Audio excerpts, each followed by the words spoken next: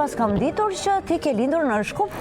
Kam lindur, jam rritur dhe jam shkolluar në Shkup dhe pastaj misionin tim e kam vazhduar në qytetin Alfabetit. Jam nga Shkupi në fakt. Nuk e pas kam ditur. Unë duke menduar se je e manastirit. Të gjithë më thonë e mira e manastirit, sidomos në Shqipëri dhe në Kosovë, të gjithë e mendojnë këtë të njëjtën, edhe pse kam përsëritur vazhdimisht në media, unë jam nga Shkupi. Për shkaku i misionit më kanë ngelur kjo e mira e manastirit. E mira e manastirit me të gjithë të vegjelit, voglushet, ato zoqët e vegjel. Janë ata zogjë. Unë ja kam vendosur emrin zogjë, dhe më thënë nofkën zogjë atyre, dhe tani e shikoj në për institucione, në për njerëz, kudo në Shqipëri, në Kosovë, në Maqedoni, po si janë zogjët e manastirit, dhe unë ju thënë, ju keni ngelur me këtë nofkë, do me thënë, deri kur... Dhe të kanë ndjekur, të duan shumë. Ja, zakonisht jemi të lidhur edhe unë me ata dhe ato me mua, po u bën gati se 3 vite tani do... 3 vite. Po, dhe jemi lidhur ja zakonisht shumë, bëjmë aktivitetet të bukura, e mbajmë qytetin gjallë, mos ta lëmë të shuhet qyteti Alfabetit, dhe vazhdimisht bëjmë aktivitete, ruajmë gjuhën tonë, ruajmë historinë tonë, e duam veten se ku shemi, nuk e harrojmë trashëgimin tonë e kështu me radhë. Shumë bukur, pra tani për shikuesit tanë të vegjel dhe të gjithë të tjerët, do të shohim një material që është special nga të vegjelit e manastirit dhe si punon edhe drejton kjo bukuroshe dhe kjo vashës inteligjente në vendin tonë.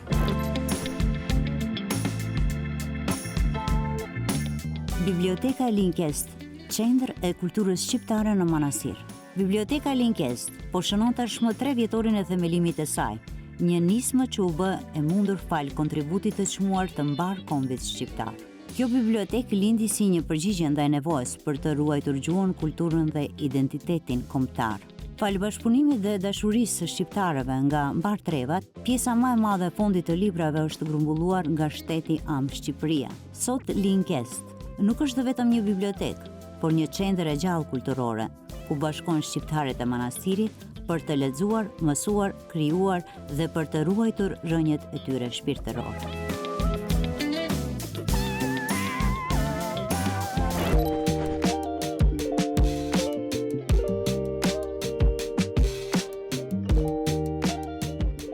Brenda këtyre 3 viteve, biblioteka është shndruar në qendër kulture për shqiptarët në manastir. Gjatë gjithë vitit ne, domethënë jo vetëm në nëntor, bëjmë aktivitete të ndryshme me fëmijët, mësojmë për historinë tonë, kulturën tonë, trashëgimin tonë.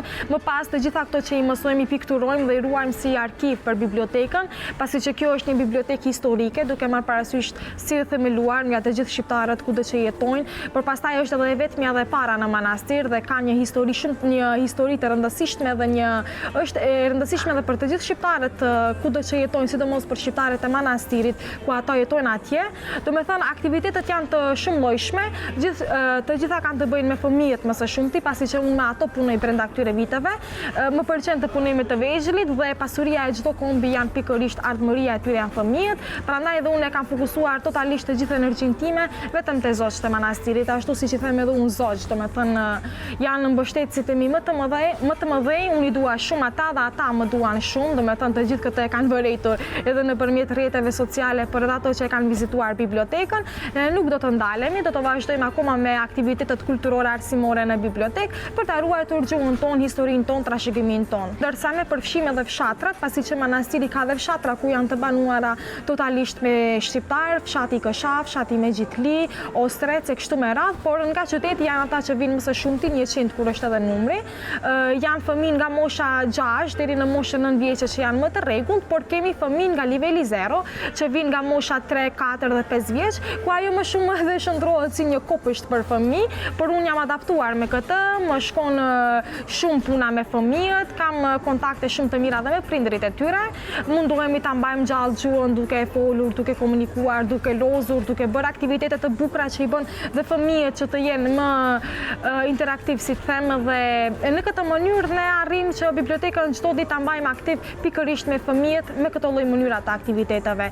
Ta kemi parasysh që ka edhe fëmijë që nuk e flasin mirë gjuhën shqipe, me ata kemi punë speciale, por me të tjerët zakonisht zhvillojmë aktivitete që na bëjnë edhe të lumtur, por edhe mësojmë gjëra të ndryshme. Unë kam qenë gjithmonë e pasionuar pas historisë, kam dashur gjithmonë historinë, edhe në shkollë gjithmonë jam njohur për këtë pjesë, kam debatuar, kam komunikuar, kam ulumtuar, kam lexuar dhe pastaj manastirin e të gjithë e dim që ka një peshë shumë të madhe në historinë tonë kombëtare. Fatkeqësisht sikur ka qenë e zbehur pak historia e këtij qyteti, nuk e kemi pasur të qartë të gjithë njëjtë dhe unë kam qenë më shumë e fokusuar në atë qytet dhe prandaj e kisha gjithë fokusin atje dhe doja të bëja diçka konkrete për që mos ta humbim këtë qytet dhe ishte pikërisht kjo ide, domethënë duke hapur një bibliotekë që do shndrohej në qendër kulture dhe arsimore dhe duke punuar pikërisht me gjeneratat e reja të cilët janë shpresa dhe ardhmja e manastirit. Dua ta potencoj një gjë shumë të bukur, prindërit e zogjve të gjithë janë prindër që punojnë, janë të shkolluar, edhe ata janë të interesuar për libra dhe për aktivitete, po ashtu janë edhe mësuesët e manastirit, të cilat unë i përshëndes shumë dhe i dua shumë, si janë bashkëpunëtorët e mia më të afërta në qytet, por ka edhe qytetarë të tjerë, gjenerat e imja, vajza që vinë. Kemi një albanologe që është mjaft e suksesshme dhe e vetmja në manastir, por edhe në rajon, duke përfshirë dhe Prespen dhe mëtej, është e Besiona, që është shumë e shkëlqyeshme. Domethënë ka mjaft të rinj dhe të reja që vinë në bibliotekë duke përfshirë dhe prindërit e fëmijëve. Gjithmonë kur vjen 22-shi është një datë shumë e veçantë për neve, në fakt është për të gjithë shqiptarët data 22, dita e alfabetit, por për neve atje është pak më e veçantë. Kemi përgatitur surpriza jashtëzakonisht të bukura bashkë me fëmijët. Do kemi një program në sallën e oficerëve në manastir, i cili do zhvillohet nga ora 16 deri në orën 18. Aty fëmijët do bëjnë drama, do këndojnë, do oazojnë, gjithçka ka të bëjë për historinë shqiptare, për manastirin. Me ato metodat e tona të bukura mundohemi ta mbajmë gjallë qytetin dhe t'ia tregojmë vetes dhe të tjerëve sa i rëndësishëm është manastiri dhe se pesha historike dhe e rëndësisë së saj nuk ka humbur pavarësisht viteve që kanë kaluar. Domethënë kemi mjaft surpriza për datën 22, të cilat nuk do t'i tregoj tani, por do mbeten surprizë për ne ju presim patjetër që të vini atje, meqense në datën 22 të gjithë vinë në manastir dhe është një ditë e veçantë për neve dhe ne ju presim atje të na vini dhe ju nëpërmjet ekranit, pasi që është më mirë ta ndjeni nga afër. Kemi të gjithë llojet, edhe këngëtarët, edhe piktorët, edhe muzikantët që ju bien instrumenteve. Kemi Shirinin, është 6 vjeçe, e cila merret me violinë, është e pasionuar pas violinës.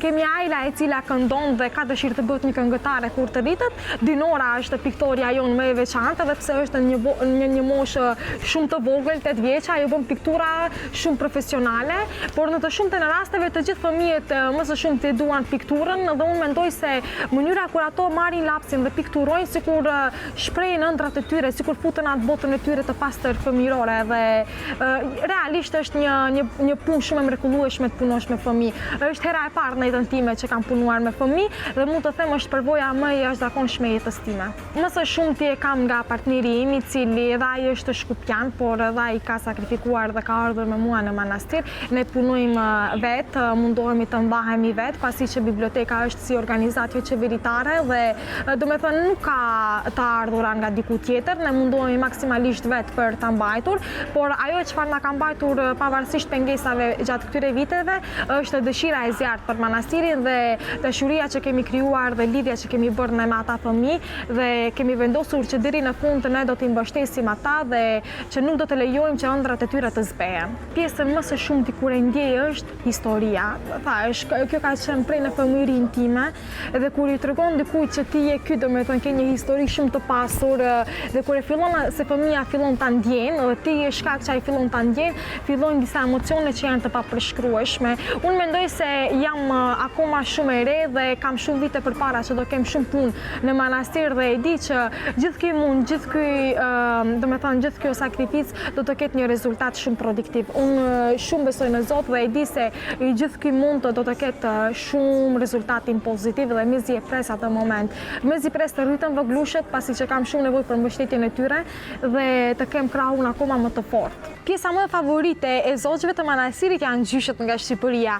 Janë 8 zonja, të cilat janë pensioniste dhe çfarë bëjnë gjyshet? Gjithmonë kur mbledhin pensionin e tyre, një pjesë e ndajnë për zogjt e manastirit dhe më pas ju blejnë fëmijëve të gjitha mjetet shkollore dhe pothuajse prej kur është hapur biblioteka, gjyshet janë ata të cilët i kanë mbajtur fëmijët e manastirit më së shumti me mjetet shkollore, ju sillnin lapsa, goma, fleta me ngjyra, bloqe, gjithçka çfarë ju duheshin. Janë pjesa më favorite e tyre, domethënë gjyshet e manastirit, gjyshet e zogjve të manastirit, por ndonjëherë më qeshet kur i shikoj që të gjithë manastirasit edhe prindërit na pyesin neve kur do vinë gjyshet, edhe pastaj kjo merret si një lloj komedi, domethënë wow, ju ngeli gjithë manastiri i madh dhe i vogël i thrasin gjyshet.